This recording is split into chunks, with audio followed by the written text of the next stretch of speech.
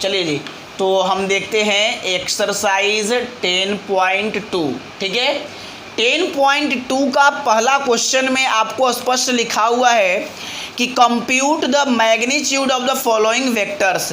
मतलब दिए गए वेक्टर्स का मैग्नीट्यूड क्या करना है, कंप्यूट करना है, मतलब ज्ञात करना है। बताओ भाई, अगर आपको मैग्नीट्यूड निकालने के लिए कहे, 3 वेक्टर दिए गए हैं, मैं आपको एक निकाल के दिखाता हूँ। पहला क्वेश्चन, इसमें आपको पहला क्वेश्चन में आपके सामने दिया हुआ है कि एक वेक्टर है ए, आई प्लस जे प्लस के। ठीक है, और आपको निकालना है इसका मैग्नीट्यूड। और आपको पता है कि मैग्नीट्यूड कहिए चाहे ट्यूड कहिए, जो भी कहना है, वो कैसे निकालते हैं, कुछ झंझट नहीं करना है। मैंने आपको जो दिया है नोट्स, उसमें एकदम एक्सप्लेन करके लिखा है। पहला क्वेश्चन था इसलिए, लेकिन यहाँ समझिए, डायरेक्ट आप लिखिए। क्या लिखिएगा कि magnitude of a vector is equal to, ऐसे उसको डिनोट करते हैं। और इसका फॉर्मूला आपको एकदम स्पष्ट पता है कि भाई मैग्नीट्यूड निकालना है तो इसका स्केलर कंपोनेंट यानी एक्स वाई जेड को लेकर के फॉर्मूला पता है ना, X square Y square plus Z square, बस निकाल दीजिए। तो x का वैल्यू 1 है, y का वैल्यू 1 है, z का भी मान 1 है, क्योंकि स्केलर कंपोनेंट यूनिट वेक्टर के आगे जो रहता है, और यहाँ कुछ नहीं दिख रहा है, इसका मतलब 1 है जो छिपा हुआ है। तो 1 का स्क्वायर 1 का स्क्वायर 1 का स्क्वायर, तो क्या हो जाएगा 1 1 1 यानी 3, और यही हो जाएगा आपका आंसर। कितना आसान है बताइए। तो इस प्रकार से इसमें 3 क्वेश्चन दिए गए हैं, 3 क्वेश्चन दिए गए हैं, तो आप तीनों निकाल लेंगे, कोई परेशानी कोई दिक्कत नहीं होगा। अच्छा, एक चीज़ मैं और दिखा दूँ थोड़ा आपको, इसी में क्वेश्चन नंबर इसी का तीसरा देख लीजिए, थोड़ा सा अंतर कर देते हैं।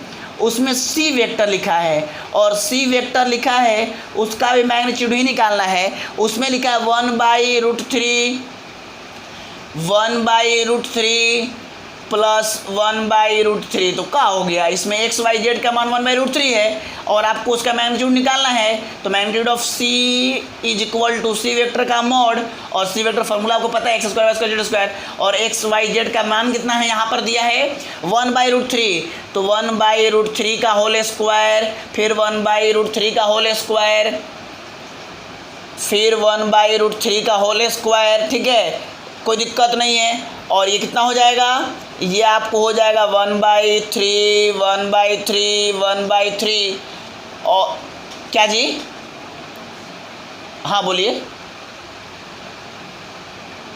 के क्या बोला माइनस में, तो कोई दिक्कत नहीं है भाई, अरे माइनस कर लो, माइनस करोगे तो पता है ना यहाँ पर तो भाई स्क्वायर है भाई, इसलिए कोई फर्क नहीं पड़ेगा, क्योंकि स्क्वायर नेगेटिव को पॉजिटिव कर देगा।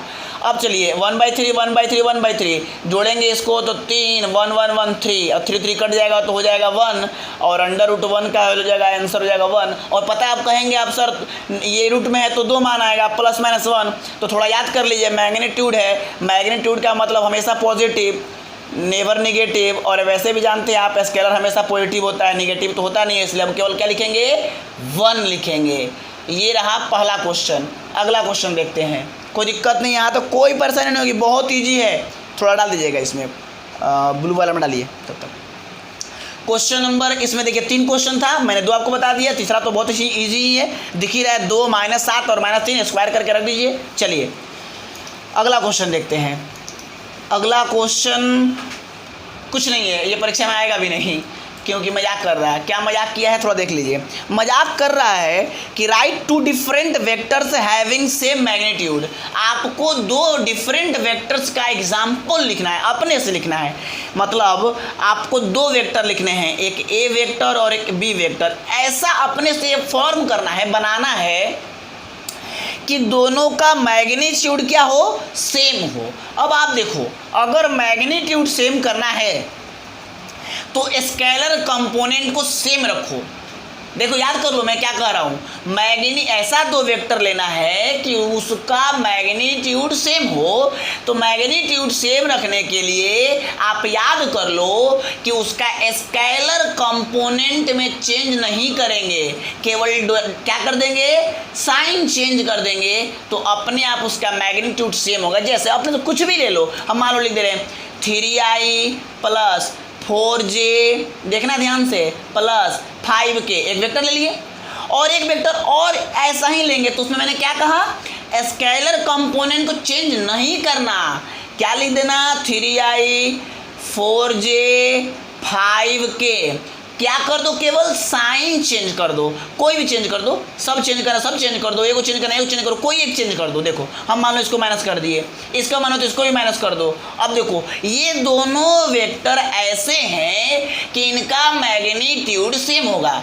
अब तुम समझ रहे हो क्यों होगा, जैसे निकाल कर देख लो। अगर हम a का मैग्नीट्यूड निकालेंगे तो 3 के स्क्वायर 9, 4 के स्क्वायर 16, 5 के स्क्वायर 25, अब इसको जोड़ देंगे 41। b का मैग्नीट्यूड निकालेंगे तो इसका क्या होगा, 3 का स्क्वायर 9, -4 का भी स्क्वायर करेंगे तो 16 ही होगा, -5 का भी स्क्वायर करेंगे तो 25 ही होगा, यानी कि 41। और ये दोनों आपस में क्या है, बराबर। तो मैंने क्या कहा कि साइन चेंज करने से मैग्नीट्यूड चेंज नहीं करता है। इसीलिए आपको एकदम इजी वे में याद रखिए कि जहाँ कहे कि भाई, अब देखो ये दोनों अलग अलग वेक्टर भी है, क्योंकि साइन चेंज है तो अलग वेक्टर हो गया, लेकिन मैग्नीट्यूड दोनों का सेम है। तो जब भी मैग्नीट्यूड सेम रखना हो तो स्केलर कंपोनेंट को आप सेम रखिए, केवल डायरेक्शन को चेंज कर दीजिए। कोई दिक्कत, कोई दिक्कत नहीं है। अगला क्वेश्चन देखते हैं, तीसरा क्वेश्चन। चलिए जी, तीसरा क्वेश्चन इसका भाई है। क्या कह रहा है उसमें, तीसरा में कह रहा है कि right 2 different vectors having same direction. अब की बार कह रहा है कि भैया देखो, अब की बार ऐसा है कि मैग्नीट्यूड कुछ भी रहे उससे हमको कोई मतलब नहीं है, डायरेक्शन सेम होना चाहिए। अब जहाँ डायरेक्शन कहते हैं इसका मतलब साइन में भी चेंजिंग नहीं होना चाहिए। मैग्नीट्यूड सेम कहे तो स्केलर कंपोनेंट को सेम रखेंगे, लेकिन डायरेक्शन की बात कर दे तो हमें क्या करना होगा, साइन को सेम रखना होगा, मैग्नीट्यूड कुछ भी हो जाए। देखो कैसे, लेकिन कैसे करेंगे ये समझिए। एक a वेक्टर, एक b वेक्टर। a वेक्टर में क्या करेंगे, लिखेंगे मान लो अपने से 3i 4j 5k, एक वेक्टर है। अब हम क्या करेंगे कि हमको ऐसा लेना है कि मैग्नीट्यूड भले ही सेम हो जाए या अलग हो जाए, लेकिन डायरेक्शन सेम रहना चाहिए। केस यही है, सेम डायरेक्शन, बस। तो सेम डायरेक्शन का मतलब क्या होना है, आपको पहले से पता है। सेम डायरेक्शन का मतलब कॉस अल्फा, कॉस बीटा और कॉस गामा, यानी एल, एम और एन, यानी इन दोनों का जो डायरेक्शन कोसाइन है, वही ना डायरेक्शन बताता है जी, वो सेम होना चाहिए। तो उसको सेम रखने के लिए आपको क्या करना है कि सिर्फ ये ध्यान रखिए कि भैया स्केलर कंपोनेंट भले ही चेंज कर दिया जाए, लेकिन उसका साइन हमेशा सेम रहना चाहिए। जैसे हम इसको मान लो लिख देंगे आई जे और के, ठीक है, आई जे के। अब देखो इसमें हम केवल क्या कर दिए, इसका स्केलर कंपोनेंट चेंज कर दिए, और जो है कि नहीं स्केलर कंपोनेंट चेंज कर दिए, और अब जो मान आएगा चेक करके देखेंगे कि डायरेक्शन सेम आ रहा है कि नहीं आ रहा है। अगर नहीं आएगा तो हम लोग अगला कुछ काम करेंगे। देखो चेक करके दिखाते हैं तुमको। अगर हम ए वेक्टर की बात करें, चल नहीं रहा है क्या अभी, अच्छा आ गया, चेंज किए क्या कुछ ऊपर नीचे, अच्छा चलिए ए वेक्टर की बात करते हैं जी। इसका हम निकालते हैं डायरेक्शन। तो ए का डायरेक्शन का मतलब क्या हुआ कि हम उसका निकालेंगे एल, एम और एन। ओहो थोड़ा बंद कर दीजिए, कट गया है। चलिए जी, तो हम क्या कह रहे थे क्वेश्चन नंबर 3 में कि हमें क्वेश्चन में लिखा है कि डायरेक्शन सेम होना चाहिए, ठीक है। सेम डायरेक्शन के लिए हमें क्या होना चाहिए कि उसका डायरेक्शन कोसाइन सेम होना चाहिए। अब डायरेक्शन कोसाइन जो इसका होगा वही इसका होना चाहिए। और डायरेक्शन कोसाइन कैसे निकलता है आपको पता है कि मैंने बताया था, कॉस अल्फ़ा, अगर अल्फ़ा है तो एक्स बटा में इसका मॉड, जिसका निकालना है उसका मॉड, ठीक है। और अगर कॉस बीटा कहे तो वाई बटा में ए का मॉड, फिर अगर मान लीजिए कॉस गामा कहे तो जेड बटा में ए का मॉड। ऐसे निकालते हैं हम लोग, तो निकालेंगे हम लोग और चेक करेंगे कि क्या बराबर आ रहा है या नहीं आ रहा है। एक बात और मैं आपको बताऊं, देखिए क्या करना है कि साइन को चेंज नहीं करना है। पहली बात, दूसरी बात, ये अगर 3 गुना है तो ये भी 3 गुना हो, ये भी 3 गुना हो, तब जाकर के जो डायरेक्शन कोसाइन आएगा वो सेम आएगा। मतलब थोड़ा मैं इसको ऐसे करके दिखाऊं आपको, थोड़ा इसको आप देखिएगा। जैसे मैंने लिखा अगर 2i plus 3j plus 4k, थोड़ा समझिएगा। अगर हम इसको दोगुना कर दे 4i, तो इसको भी दोगुना ही करना पड़ेगा, 3 दूने 6j, और इसको भी दुगना ही करना पड़ेगा। मतलब कि स्केलर कंपोनेंट सेम रेशियो में हो, और बस सेम रेशियो में रहेगा तो अपने आप आपको पता चलेगा कि साइन भी चेंज होना नहीं होना चाहिए।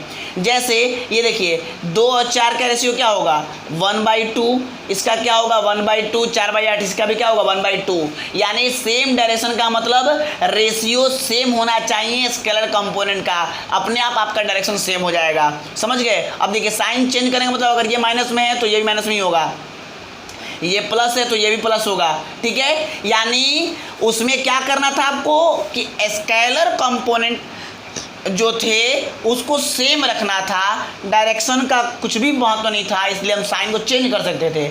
लेकिन यहाँ पर क्या करना है कि स्केलर कंपोनेंट को सेम रेशियो में रखना है। बात को ध्यान से सुनिए। चलिए अब हम ए की बात करते हैं, इसका निकालते हैं। तो हम एल निकालेंगे। एन क्या है, डायरेक्शन कोसाइन है, जिसको हम डायरेक्शन के फॉर्म में जानते हैं। चलिए तो इसका n1। चलिए L1 कैसे निकलेगा, पता है ना, L1 क्या है कॉस अल्फा, ये क्या है कॉस गामा, और कॉस कैसे निकलता है आधार बटा में कर्ण, जिसका निकालना है उसका मान और बटा में इसका मॉड। इसका मॉड क्या होगा 2 का स्क्वायर, देखो निकाल लो। ए का मॉड क्या होगा, ए का मॉड होगा 2 का स्क्वायर, 3 का स्क्वायर, 4 का स्क्वायर, 2 का स्क्वायर 4, 3 का स्क्वायर 9, 4 का स्क्वायर 16, 16 4 20 9 29 29, यानी 2 बटा में √29। पता है ना। अब एल देखो, अब एल का फॉर्मूला अगर तुम्हें याद नहीं है तो परेशानी होगी।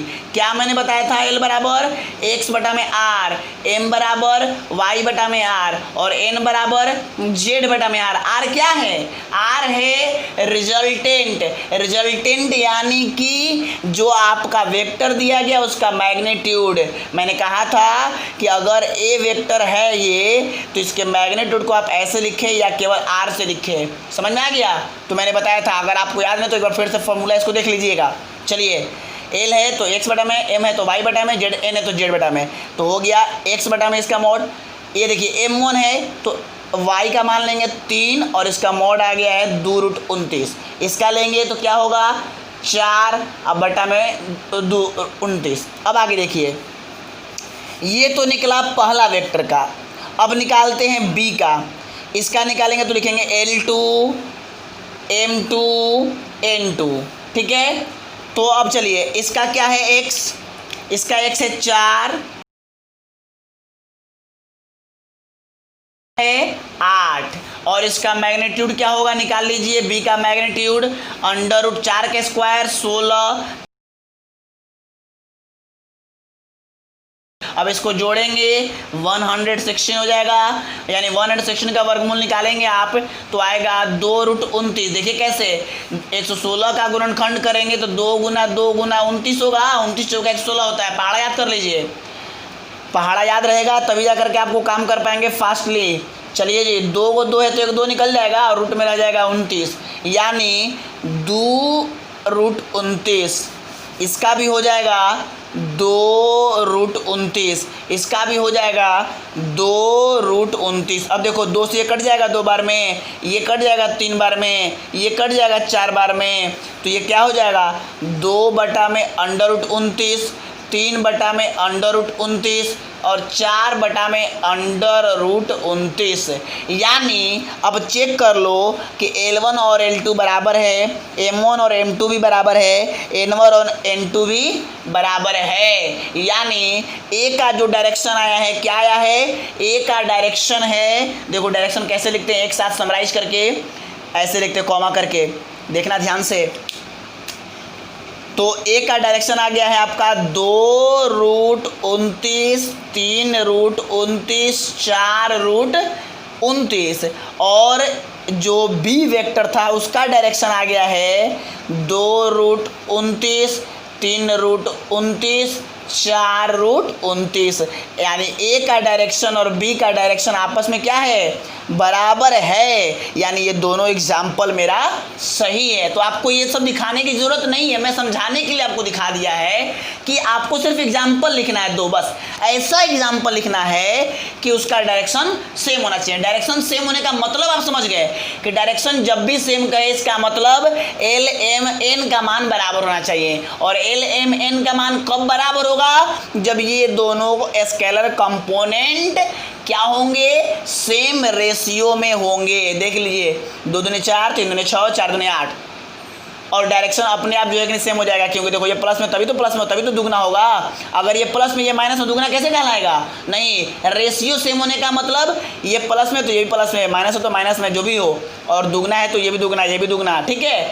यानी आप याद कर ले दो चीज, पहला मैग्नीट्यूड सेम करने के लिए कहेगा तो क्या कीजिएगा कि उसका स्केलर कंपोनेंट को वैसे ही सेम रखना है, केवल साइन चेंज करना है।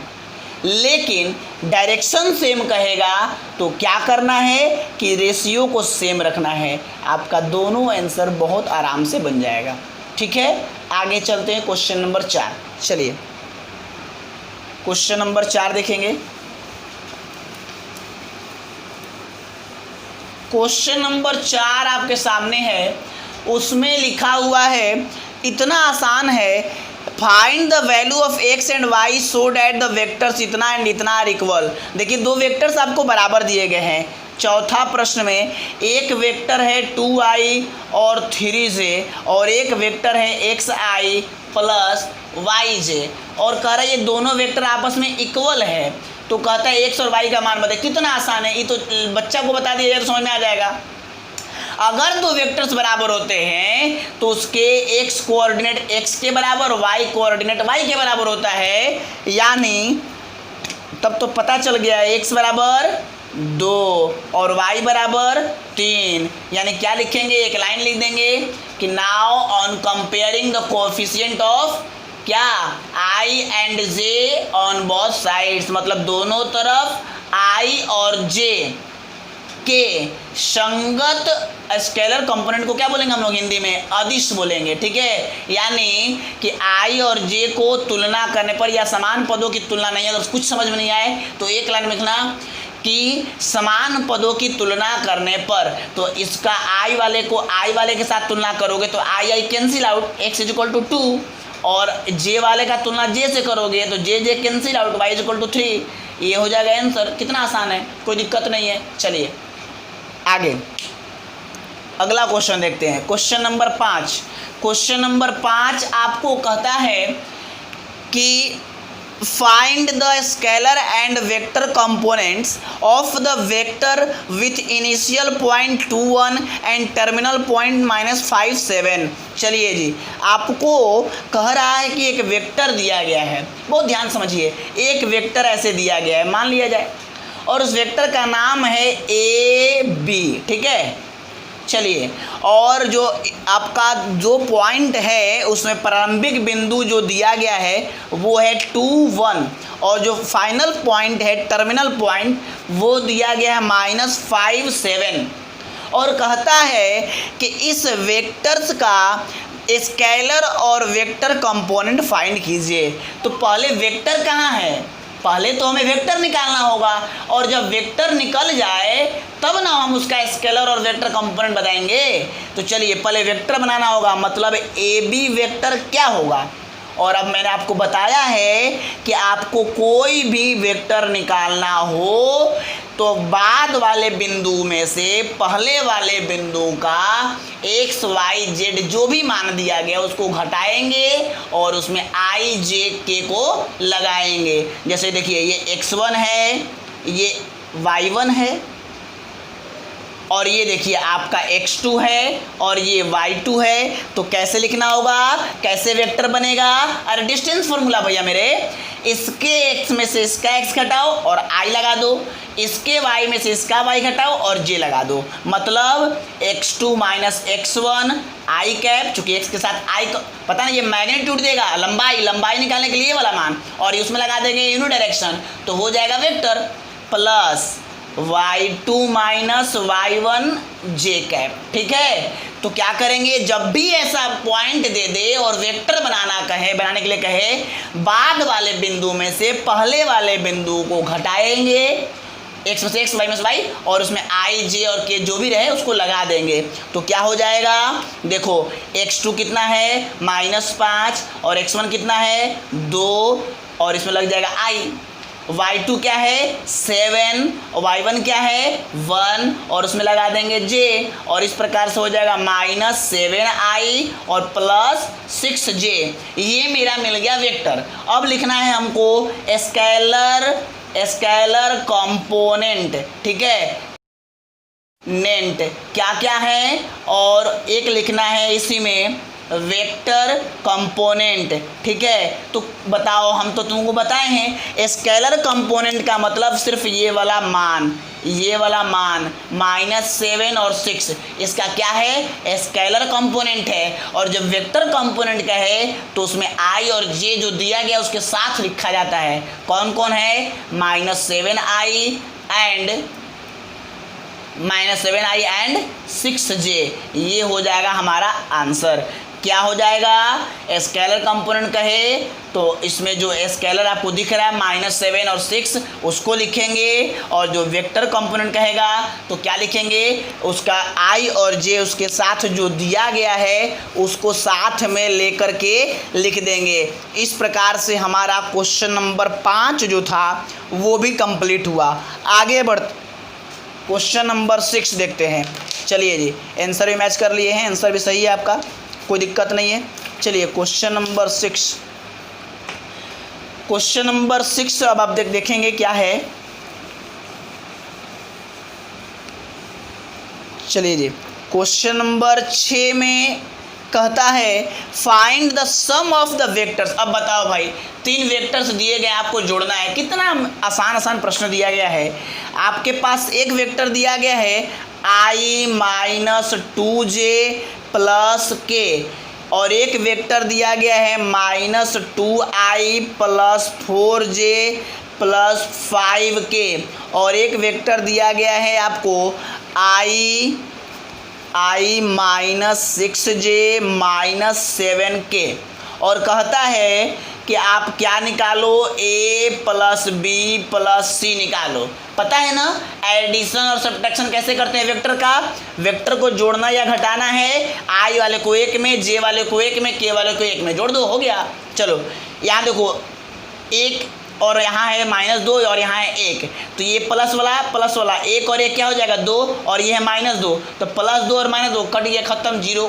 तो लिखेंगे नहीं 0 और i, ऐसे क्या लिखोगे, ऐसे 0 i, कोई दिक्कत नहीं, लिख लो। चलो देखो दिख नहीं रहा होगा शायद, मैं नीचे लिख देता हूँ, a vector + b vector + c vector. देखो i वालों को 1 में जोड़ो, i वाला यहाँ है, यहाँ है, यहाँ है, i तो i रहेगा ही। अब रहा अंक को जोड़ेंगे ना, जैसे मान लो तुम कैसे जोड़ते हो, x + 2x + 3x, तो क्या लिखोगे, 1 x 2 x 3 x, तो जोड़ दो 3 2 5 x 6 x, तो लिखोगे 6x, तो जो x है वो तो x रहेगा ही, स्केलर को ही जोड़ते हैं हम लोग। वैसे ही i तो i रहेगा, यहाँ 1 है, यहाँ -2 है, यहाँ 1 है, तो 1 और 1 2 हो गया प्लस में, और 2 हो गया माइनस में, तो प्लस माइनस कट के 0 हो गया, यानी 0i प्लस। आगे देखते हैं, अब j वाला को जोड़ो, j वाला में क्या क्या है, -2 4 और -6, तो -2 -6 -8 हो गया, और -8 और +4 तो हो जाएगा -4। आगे देखो k है तो k लिखेंगे, 1 और 5 6, और यहाँ पे है -7, यानी 7 में से 6 घट जाएगा तो -1 आएगा, तो 1 नहीं लिखते हम लोग, तो हो जाएगा तुम्हारा, ये 0 से गुना करो खत्म, तो -4j - k, ये हमारा हो गया 2 वेक्टर्स का जोड़ बन गया। कोई दिक्कत नहीं है, के ऐसे लिख देंगे के। ठीक है, तो छठा भी समझ में आ गया, बस जोड़ना था, सिंपल था। आगे देखिए क्वेश्चन नंबर 7 देखिए, याद रखना है। आई वाले को आई में, तो पहले से पता है आपको भाई, सेम को सेम में जोड़ते हैं हम लोग। अब कोई कहे कि 2 कलम और 1 पेंसिल कितना हुआ, तो अलग अलग कहेंगे ना, 2 कलम 1 पेंसिल बोलेंगे, ये नहीं बोलेंगे 3 कलम हो गया, या नहीं बोलेंगे 3 पेंसिल हो गया। यानी सेम क्वांटिटी को सेम क्वांटिटी में। अब कोई कहे 2 लीटर और 1 केजी कितना हुआ, तो हम जोड़ नहीं सकते हैं क्योंकि उसका यूनिट जो है वो सेम नहीं है, इसलिए आई वाले को आई में जोड़ेंगे, जे वाले को जे में जोड़ेंगे। चलिए जी अगला क्वेश्चन देखिए, क्वेश्चन नंबर 7 कहता है, क्वेश्चन नंबर 7 देखिए क्या है, कहता है find the unit vector in the direction of vector A. अब देखो भाई, एक वेक्टर्स तुम्हें दिया गया है, देखो बहुत इजी है, लेकिन अगर जो व्यक्ति आज नहीं पढ़ेगा, अब वेक्टर्स को नहीं समझ में आएगा, इसलिए क्योंकि आपने जो थ्योरी पढ़ा था उसका एक बार फिर से रिकॉग्निशन हो रहा है, फिर से आप उसको देखेंगे साथ साथ तो ज़्यादा समझ जाएंगे। लेकिन अब क्या करें, भाग्य ही खराब है। तो चलिए, तो आपको वेक्टर दिया गया है आई जे प्लस 2k और कहता है कि इसका निकालिए, क्या निकालना है कि इसके डायरेक्शन में यूनिट वेक्टर निकालना है। Unit vector in direction of क्या, A vector is equal to what. अब देखो भाई, ये एक वेक्टर है जिसका नाम है ए वेक्टर, इस डायरेक्शन में क्या निकालना है, इसका यूनिट वेक्टर। और यूनिट वेक्टर बताए ना कैसे डिनोट करते हैं, जिस कैसे निकलेगा, तो टोटल वेक्टर में इसके मैग्नीट्यूड से भाग लगा देंगे। ठीक है, मान लो इसका मैग्नीट्यूड है 10, तो 10 से भाग लगा देंगे तो 1 यूनिट का निकल जाएगा ना, मान क्या होगा। और तुमको तो पहले से ही बता चुके हैं कि भैया याद कर लो, यूनिट वेक्टर किसी का भी निकालना हो, किसी का भी यूनिट वेक्टर निकालना है तो उस वेक्टर में उसके मैग्नीट्यूड से भाग लगा दो। अब तो तुम बना लोगे, वेक्टर तुम्हारे पास है आई प्लस जे प्लस 2k और मैग्नीट्यूड तो पता है तुमको, x square Y square Z square, 1 का स्क्वायर प्लस 1 का स्क्वायर प्लस 2 का स्क्वायर, 112 था, 112 का होल स्क्वायर। ठीक है, कोई दिक्कत नहीं है यहाँ तक। चलिए जी, और इसका मान निकालो, आई प्लस जे प्लस 2k, अब ये कितना हो जाएगा, 1 1 और 4 हो जाएगा 6। और ये आप कैसे लिखेंगे, अलग अलग दिखा करके ऐसे लिखेंगे, अलग अलग कर दीजिए, आई वालों को अलग, जे वालों को अलग, और ये सबके साथ है ना, तो ऐसे लिखेंगे 1/√6 आई कैप, 1/√6 जे कैप और 2/√6 के कैप। आप समझ गए होंगे मैंने क्या किया, ये √6 सबके साथ है ना, फिर इसका एलसीएम निकालिएगा तो ये आ जाएगा √6 का एलसीएम √6, आई जे प्लस 2k आंसर हो जाएगा। ब्रैकेट करना आप जानते हैं, आप तो 10th क्लास में उसको पढ़ाया गया है। चलिए, तो कोई दिक्कत, आपको ये याद रखना है, यूनिट वेक्टर का फॉर्मूला आपको बताया गया, जिस वेक्टर का यूनिट वेक्टर निकालना है उसमें उसके मैग्नीट्यूड से भाग लगा दीजिए। चलिए आगे बढ़ते हैं, क्वेश्चन नंबर 8। क्वेश्चन नंबर 8 आपको कहता है, ये भी अच्छा प्रश्न है और मैंने अभी अभी आपको समझाया है, इसलिए आपको परेशानी नहीं होगी। चलिए जी, क्वेश्चन नंबर 8 में लिखा है find the unit vectors in the direction of vector P Q where P and Q are the points इतना एंड इतना। अब देखो भाई, एक वेक्टर्स दिया गया है, पी क्यू वेक्टर है और पी का पॉइंट दिया गया है 1 2 3 और इसका वेक्टर दिया गया 4 5 6 और कहता है कि इस वेक्टर का क्या निकालिए, यूनिट वेक्टर निकालिए। तो चलो भैया देखो, सबसे पहले वेक्टर तो बनाओ। और अभी अभी मैंने क्वेश्चन नंबर 3 में क्वेश्चन नंबर 5 में आपको वेक्टर बनाना सिखाया। 2 पॉइंट दिया है, वेक्टर कैसे बनाएंगे, इसके x में से इसका x घटाओ 4 - 1 और i लगा दो, फिर इसके y में से इसका y घटाओ और j लगा दो, और इसके k में से इसका k, z में से z घटाओ और k लगा दो, 6 - 3। अभी बताया ना जी, कोई दिक्कत नहीं है। x में से x घटा के y, x2 में से x1, i, y2 में से y1, j, z2 में z1, k, ऐसे लिखते हैं ना हम लोग। चलिए, 4 में से 1 गया 3 तो 3i, 5 में से 2 गया 3 तो 3j और 6 में से 3 गया तो 3k। ये हो गया तुम्हारा वेक्टर। और जब वेक्टर तुम्हारे पास है तो यूनिट वेक्टर के बारे में क्यों सोच रहे हो, यूनिट वेक्टर तो तुमको पता है, अभी भी मैंने बताया कि भैया यूनिट वेक्टर निकालना है यूनिट वेक्टर ऐसे लिख दो, देखो यूनिट वेक्टर को पी क्यू वेक्टर ऐसे ना लिखना, ऐसे लिख देना। क्या लिखोगे कि unit vector of P Q vector, इसका यूनिट वेक्टर क्या होगा, ठीक है।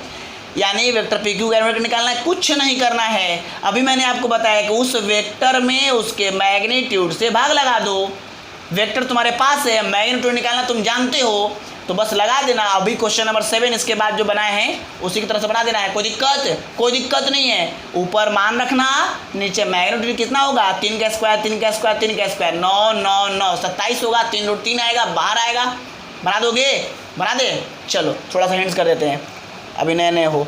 पी क्यू कितना है जी 3i plus 3j plus 3k, ठीक है सब। और पी क्यू का कितना है जी मैग्नीट्यूड √27 आया था ना, 27 को हम लोग क्या लिखेंगे 3√3 लिख देंगे। 3√3 अलग अलग करोगे क्या होगा, अलग लिखोगे तो ये बटा में ये, तो 3i बटा में 3√3, फिर 3j बटा में 3√3, 3k बटा में 3√3, 3 3 कट जाएगा, 3 3 कट जाएगा, 3 3 कट जाएगा। तो आंसर क्या आएगा i/√3 plus j/√3 plus k/√3। समझ गए, ये तुम्हारा हो जाएगा यूनिट वेक्टर। ऐसे लिखो, या एक और तरीका क्या है लिखने का कि हम आई जे को थोड़ा सा नीचे डिस्प्लेस ऐसे कर देंगे। अरे 1 यहाँ लिख देंगे, आई को बगल में कर देंगे, क्या दिक्कत है। 1/√3i 1/√3j और 1/√3k ऐसे भी लिख करके हम लोग कर सकते हैं, कोई दिक्कत नहीं है। पहले वेक्टर बनाएंगे फिर उसका यूनिट वेक्टर निकाल लेंगे। अब तो मेरे पास हथियार है, जो रोग होगा उस रोग की दवा दिया जाएगा।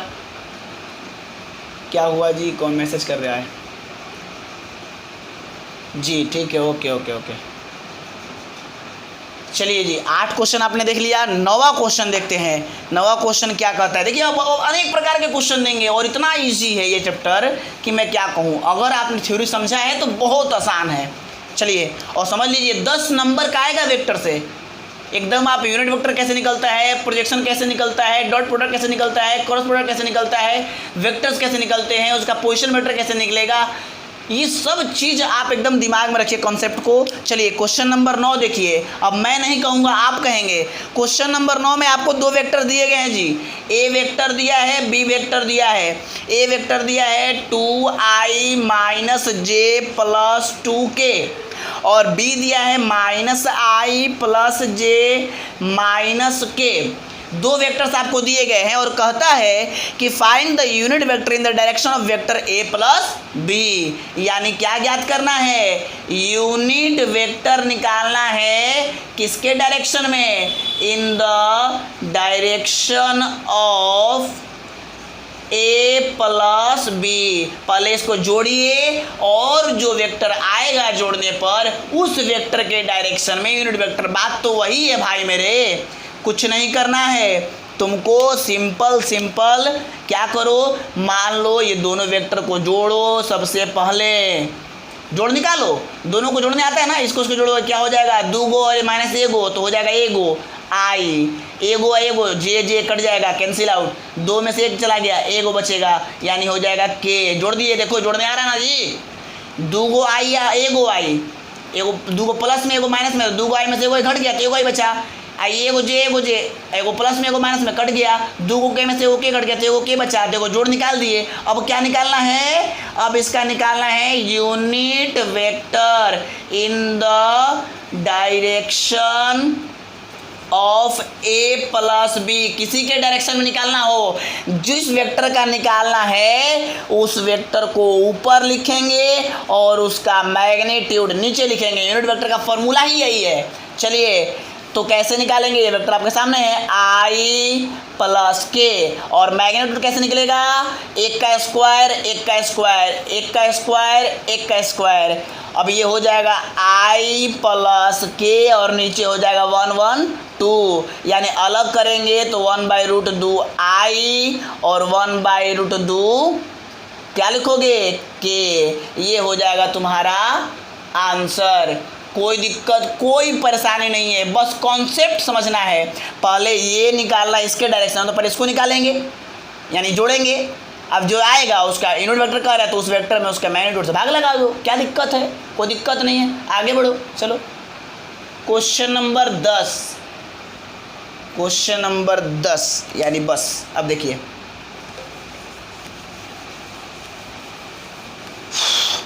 आज देखिए 28 तारीख है, 29 और 30, 29 को 10.3, 30 को 10.4, 31 को मिसलेनियस और 1 तारीख को कैलकुलस। ओके चलिए, हाँ जी कोशिश करते हैं कि ख़त्म हो जाए ये वाला, नहीं तो कल ख़त्म कर देंगे। आप लोग बस एकदम 10:30 में रेडी रहिए, 12:30 में, 12:30 में। जैसे ही हम आए 5 मिनट, हम मेरे आने में भले ही लेट हो, आप ना लेट करें, क्योंकि हम तो आ जाएंगे तो स्टार्ट कर देंगे, लेकिन आप आएंगे नहीं तो स्टार्ट नहीं होगा, समझ गए, इसलिए आप रेडी रहिए।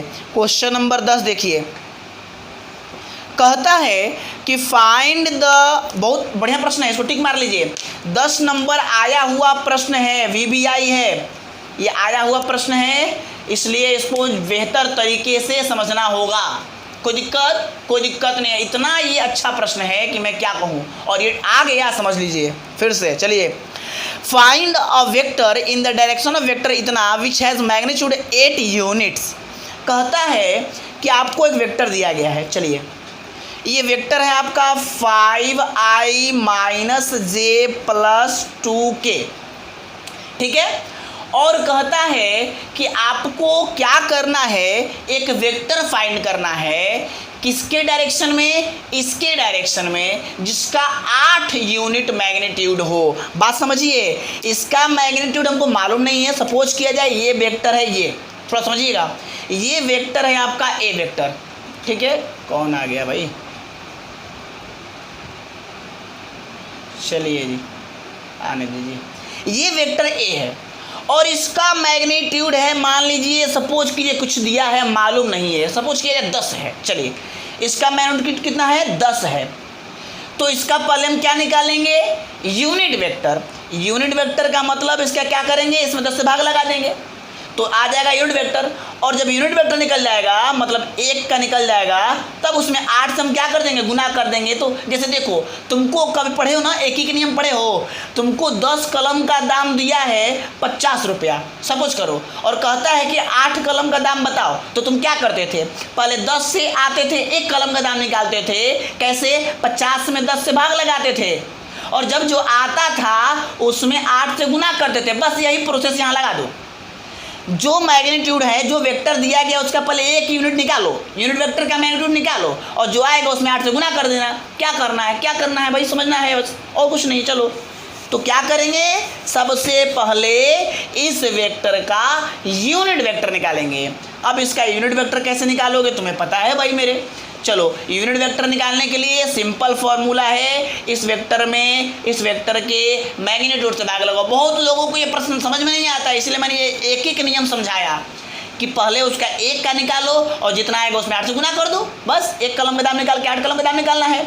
चलिए जी, वेक्टर तुम्हारे सामने है 5i - j + 2k, ठीक है, बटा में इसका मैग्नीट्यूड डायरेक्ट निकालो, 25, 5 का स्क्वायर, इसका -1 का स्क्वायर 1 और 2 का स्क्वायर 4, तो 25 और 1 26 और 4 30, डायरेक्ट लिख दे 30, कोई दिक्कत नहीं है, तो कोई दिक्कत नहीं तो लिख दो।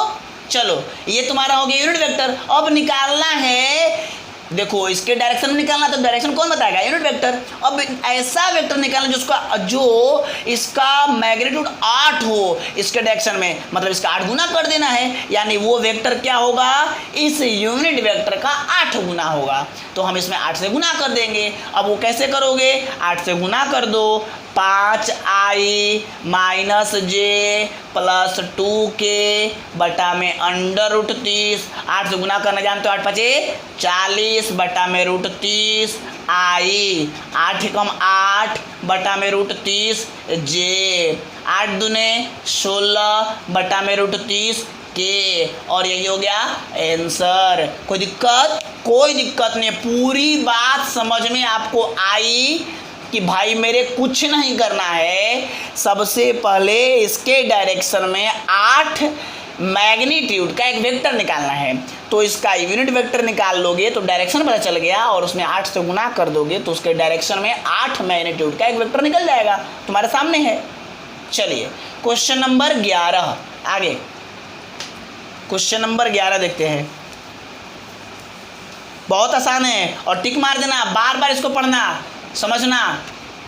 11 नंबर क्वेश्चन देखो, क्वेश्चन नंबर 11 हमें कह रहा है कि आपको दो वेक्टर्स दिए गए, कहता है सो डैट द वेक्टर्स 2i, चलो मान लो दो वेक्टर दिया, हम मान लेते हैं एक वेक्टर है a जिसको हम बोलते हैं 2i - 3j + 4k, और एक और वेक्टर दिया गया हम उसको मान लेते हैं b -4i, उसको बुला लीजिएगा, बोल दीजिए कि आ जाएगी 10 मिनट जल्दी से, प्लस 6j - 8k। ठीक है, दो वेक्टर्स दिए गए, मैंने मान लिया ए और बी मान लिया।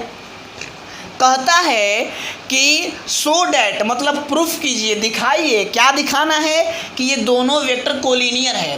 कोलिनियर का मतलब क्या होता है जी, समतलीय, और समतलीय का मतलब आपको बताया गया है कि दो वेक्टर्स, बंद हो गया क्यों, खत्म हो गया क्या, लाइट बंद, अच्छा वो चालू है ना, लाइट चालू हो जाएगा कि नहीं, बैटरी चाहिए क्या, अच्छा ठीक, चलिए ना तो लगा दीजिए इसको, लगेगा तो चलिए जी। तो क्या करना, देखो कोलिनियर वेक्टर किसको बोलते हैं भाई, दो ऐसे वेक्टर जो एक दूसरे के क्या हो, सेम रेशियो में हो, तो ये दोनों कोलिनियर होंगे। दो चीज़ मैंने कहा था, पहला क्या बताया था कि मान लो इसका a1 b1 c1 a2 b2 c2 दिया है, तो ऐसे समझ लो a1 बटा में मान लो a1 b1 a1 a2 a3 b1 b2 b2, ऐसे तो ऐसे लिखा गया था कि a1 बटा में b1 a2 बटा में b2, तो कोलिनियर होंगे।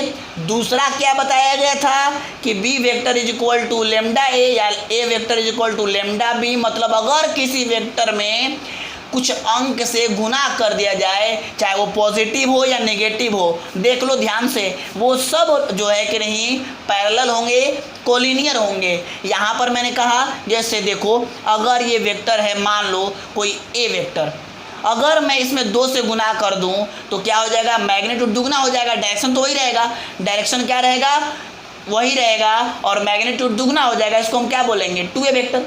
अच्छा अब तुम बताओ, अगर मैं इसमें -2a से करता तो क्या होता, माइनस है तो साइन चेंज हो जाएगा, जो ये राइट साइड था अब लेफ्ट साइड जाएगा, और मैग्नीट्यूड कितना हो जाएगा, 2 यूनिट का हो जाएगा, यानी -2a वेक्टर। तो ये भी पैरेलल है, ये भी पैरेलल, सब आपको समझाया गया है। यानी ये लेमडा का मान पॉजिटिव भी हो सकता है, नेगेटिव भी हो सकता है, इससे इसके मान, इसके पैरेलल पर कोई प्रभाव नहीं पड़ता है। यानी कोलिनियर होना है तो इसका वो कुछ ना कुछ गुना होगा, यानी ए वेक्टर या जो कह लो, ए वेक्टर और बी वेक्टर में क्या लिखोगे, B vector is equal to lambda A vector या A vector is equal to lambda B vector. इसी चीज़ को जब करोगे तो देख लो, इसका 1 है तो इसका 2 है, 1/2 या 1/-2, तो यानी ये वाला कंडीशन या ये वाला कंडीशन, दोनों तरीका से तुमको हम दिखाते हैं कि देखो ये कोलिनियर है।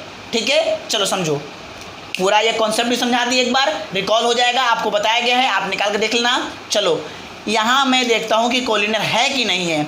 सबसे पहले हम क्या करेंगे, इसके लिए हम लोग यहाँ लिखेंगे कि यहाँ देखो, हम अगर v वेक्टर लेते हैं -4i + 6j - 8k, ठीक है, कोई दिक्कत नहीं है। चलो अब बताओ यहाँ से कुछ कॉमन निकलेगा, हाँ निकलेगा, क्या निकलेगा, 2 से कट जाएगा तो 2 कॉमन निकल जाएगा, माइनस भी कॉमन निकाल सकते हैं, तो अंदर क्या बचेगा, देखो तो माइनस निकल गया, यहाँ बचेगा 2, 2 दूनी 4 हो जाएगा ना, देख लो यहाँ से 2 तिहाई 6, और चूंकि माइनस कॉमन निकला है ना तो यहाँ पर माइनस होगा, तब ना चेक कर लो, माइनस माइनस प्लस हो जाएगा।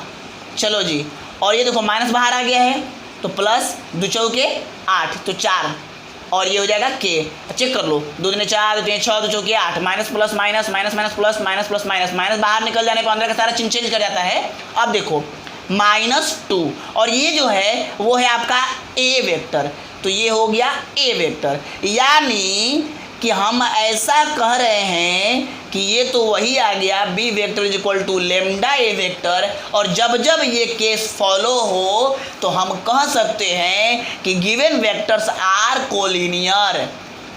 क्या कि अगर किसी वेक्टर में किसी स्केलर से गुना कर देने पर जो वेक्टर आएगा वो आपस में कोलिनियर होते हैं। क्यों? क्योंकि वो दोनों वेक्टर पैरेलल होते हैं। क्योंकि साइन मैग्नीट्यूड में चेंजिंग भले ही हो जाएगा, डायरेक्शन भले ही चेंज हो जाएगा, लेकिन पैरेलल रहेगा। ये वेक्टर ऐसे जाए या ये वेक्टर ऐसे जाए, ये सब कोलिनियर है, पैरेलल हैं। ठीक है, तो पहला तरीका से ये क्या हो गया, प्रूव हो गया। कोई दिक्कत नहीं है। दूसरा तरीका क्या था? दूसरा तरीका भी देख लो। हम देखो तुम्हारे कॉपी में हर एक तरीका को बना के डाल देते हैं ताकि कभी कोई दिक्कत नहीं हो। हर तरीका समझ लो अब, लेकिन तुम लोग उसका नाजायज़ फ़ायदा नहीं उठाओ। चलो दूसरा तरीका भी मैंने कॉपी बना दिया है। देखना दूसरा तरीका मैंने क्या लिखा, यहाँ पे निकाल दिया। ये है तुम्हारा A1 A2 A3 B1 B2 B3 component form. और हम यहाँ लिखेंगे कि यहाँ A1 बटा में B1 क्या होगा, 2 बटा में -4 यानी 1/-2 कट जाएगा।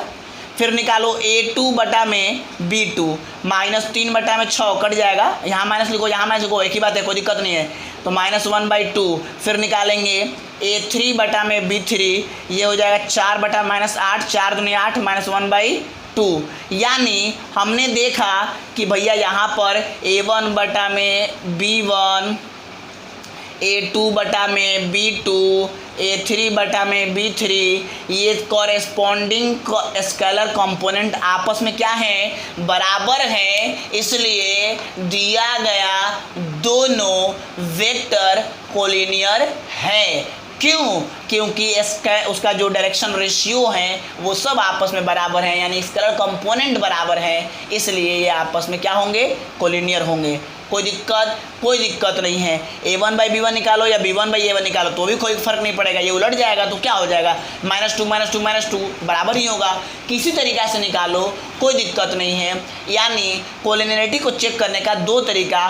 पहला तरीका आप दिखेंगे कि जो बड़ा वाला है उसमें से कॉमन निकाल के दिखा दीजिए कि भाई उसका इतना गुना है इसलिए कोलिनियर होगा। और दूसरा तरीका आप उसके कॉरेस्पॉन्डिंग एलिमेंट का रेशियो निकालिए, अगर सेम रेशियो में है तो क्या होगा, कोलिनियर होगा, पैरेलल होगा। यहाँ तक कोई परेशानी नहीं है। ये भी अच्छा प्रश्न था। चलिए तो ये रहा 11 तक। अब आपको क्वेश्चन नंबर 12 देखते हैं। अब आसान प्रश्न है, जल्दी ख़त्म हो जाएगा। सब तो आसान ही है, इसमें भारी है कहाँ, लेकिन मैं फिर भी समझा देता हूँ। चलिए क्वेश्चन नंबर 12, थोड़ा सा टाइम लेंगे, आप लोग घबराइएगा नहीं, 5 मिनट लेंगे ताकि ख़त्म हो जाए। क्वेश्चन नंबर 12 देखते हैं जी। 12 में क्या कह रहा है, फाइंड द डायरेक्शन क्वेश्चन है तो वेक्टर है। भाई देखो एक वेक्टर दिया है, मान लो लेट, और वेक्टर दिया है I + 2j + 3k, और कहता है डायरेक्शन कोसाइन निकालना है। देखो क्या निकालना है जी, डायरेक्शन कोसाइंस। शॉर्ट में लिख दिया है D for direction, C for cosine, S लगा दिया जाएगा, डायरेक्शन कोसाइंस। ठीक है, लो खत्म हो गया टाइम, बंद कर दीजिए।